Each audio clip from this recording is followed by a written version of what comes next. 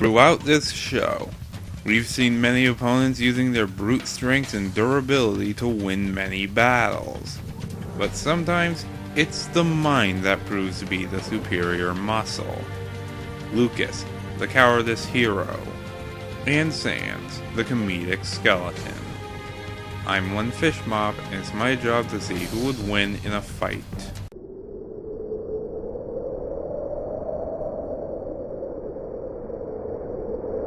The town of Tasmilly Village.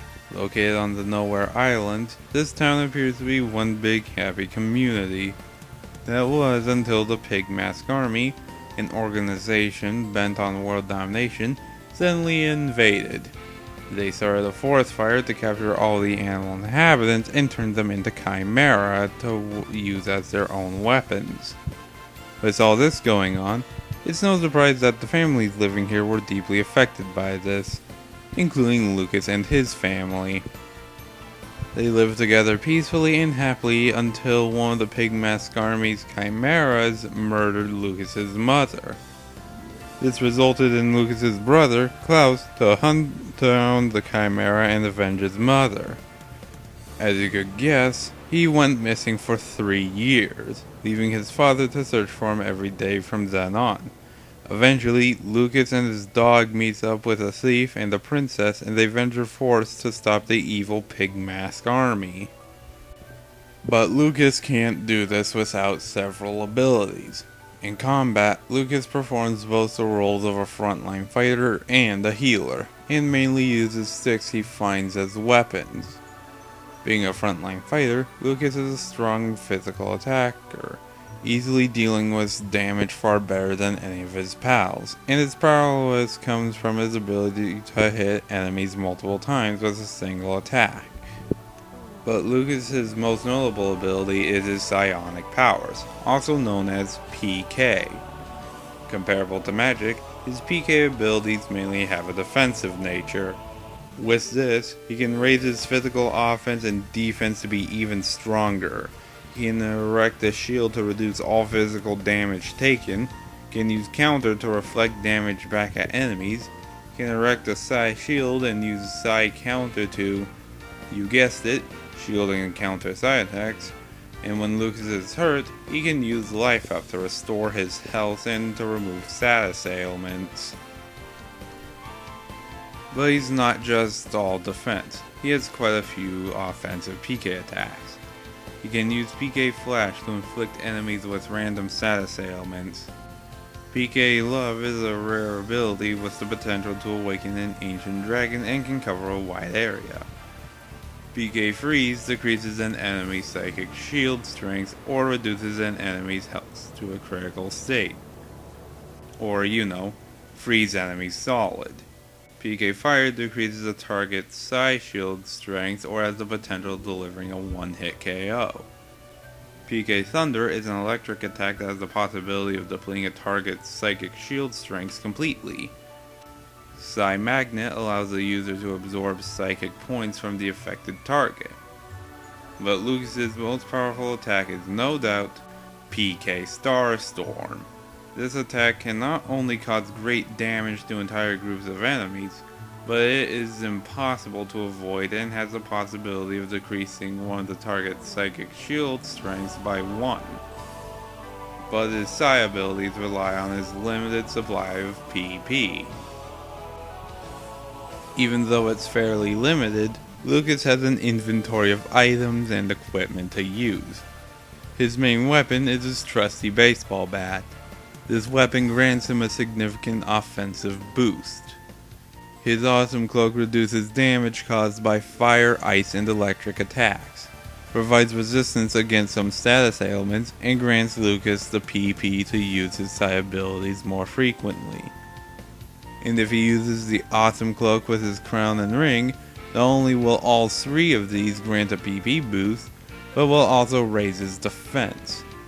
And his Franklin badge can deflect electric attacks back at enemies. Lucas may be a kid, but he is no weakling. Over his adventures, he has defeated seemingly invincible opponents, became so feared by the Pig Mask Army that their troops flee at the sight of him, withstood 1 million volts of electricity, and survived a fall from an aircraft flying at the same altitude as clouds, only to lose consciousness for a short while. But he is not perfect. Like I said earlier, his psi abilities rely on his limited supply of PP, and PK Love in particular drains a lot of PP, and he is the slowest member of his motley crew. However, if you think being up this child will be easy, you'd be wrong.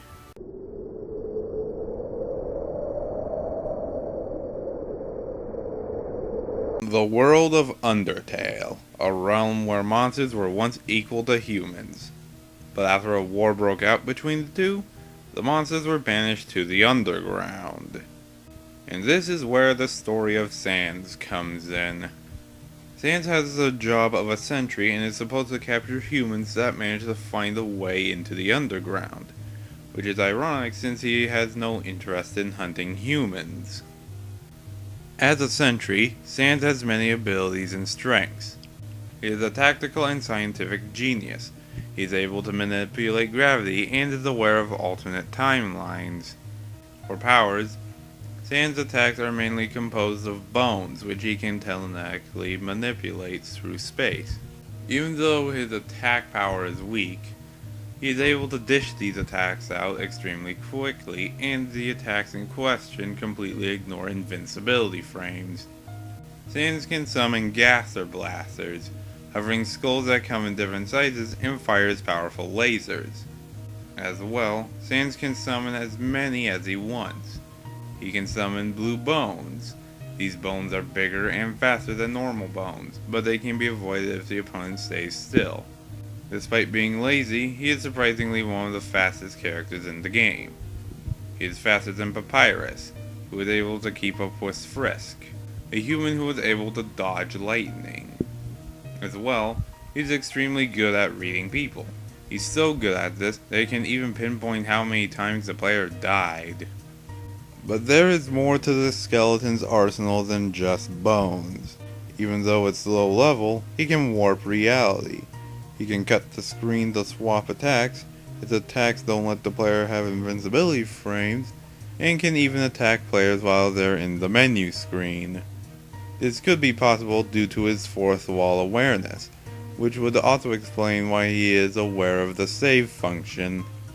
He also has the ability of spatial manipulation. With this, he has created a self-sustaining tornado of trash and can cut the screen to switch to an entirely different attack. He is also able to not only teleport himself, but other people as well as objects. And if he wants to, he can cause a game-changing jump cut to throw an opponent off guard in mid-attack.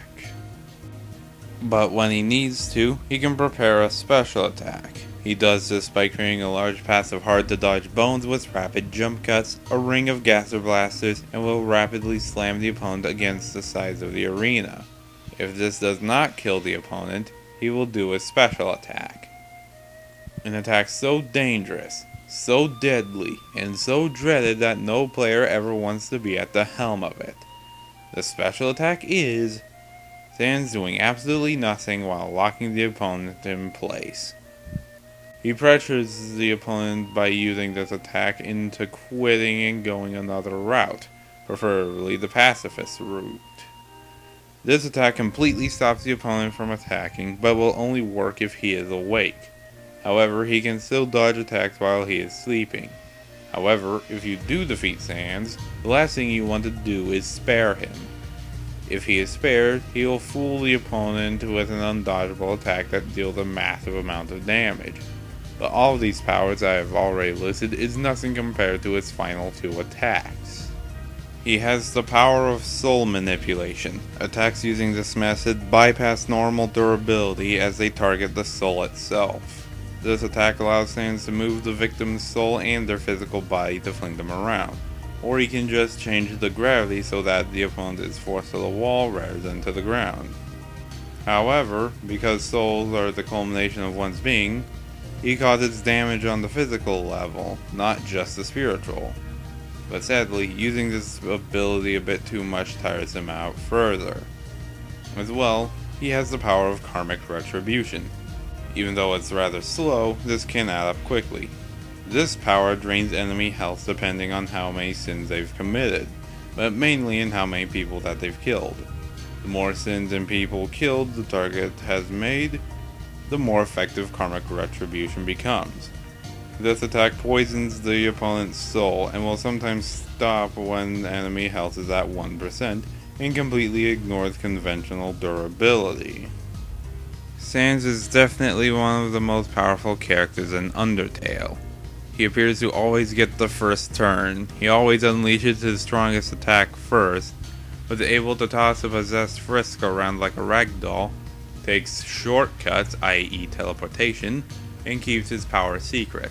Sans has also been suggested to have repeatedly defeated Chara multiple times, survived an attack that should have killed him only to limp away, and defeated Flowey numerous times. He is the hardest boss in the game despite his low stats, destroyed the laws of gaming, and can dodge every attack with ease, even with his eyes closed and asleep. However, he is not flawless. Since he understands the power of the save file and the futility of trying, he will usually stay out of fights. If the opponent has not killed many people, the karmic retribution will not work as well on them. He can be tired out easily, though it takes a good 10 minutes or so. His stats seem to suggest he is really fragile, and sometimes he will let his guard down. However, if you decide to battle Sans, prepare to have a bad time.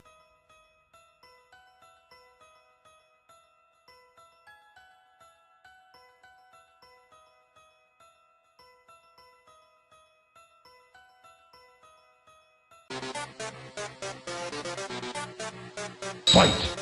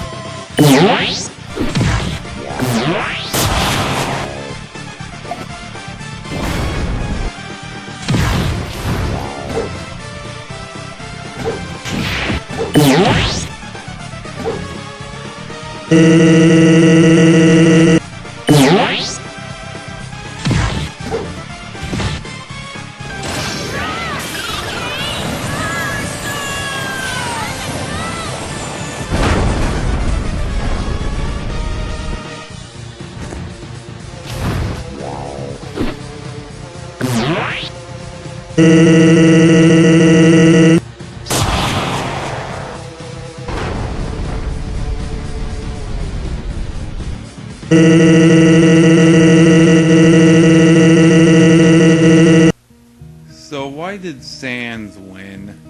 Well, Lucas's Psy arsenal is more variable. You could easily guard against Sans' bones and gaster blasters. The awesome cloak provides some resistance to the karmic retribution and has battled opponents just as, if not more powerful than Sans before. But in the end, Sans' abilities were more powerful. You could easily bypass or dodge Lucas's attacks, has battled opponents stronger than him before, is far faster than Lucas, and has survived lethal hits before.